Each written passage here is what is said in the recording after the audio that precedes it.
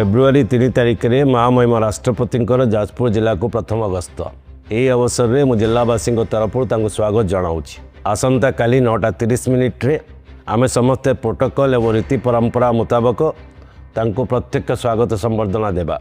महामहिम यही गस्त समय आमर अधिष्ठात्री माँ विरजा दर्शन सानिध्य सह पितृपुरुष और मातृमोह मान पिंडदान नाभिका करेंगे। मु जिलावासी भावग सहित अवगत अच्छी आम प्रत्यक्ष भाव देखा इच्छा रखीचे। अनेक साक्षात करने को चाहते आमको किंतु मन रखा होकर गस्तर मूल लक्ष्य आम अधिष्ठात्री दर्शन सहित पूर्वपुरुषों को पिंडदान। तेणु तांकर आत्मसंतोष आम खुशी और लक्ष्य रहा उचित। प्रोटोकॉल और सुरक्षा व्यवस्था हुए आम समस्त को प्रत्यक्ष साक्षात एवं यही प्रतिकृत मुहूर्त को साक्षी रही अवसर न दे पारे, किंतु सोशल मीडिया और अन्य गणमाध्यम आपण निश्चय विषय में अवगत हेबे।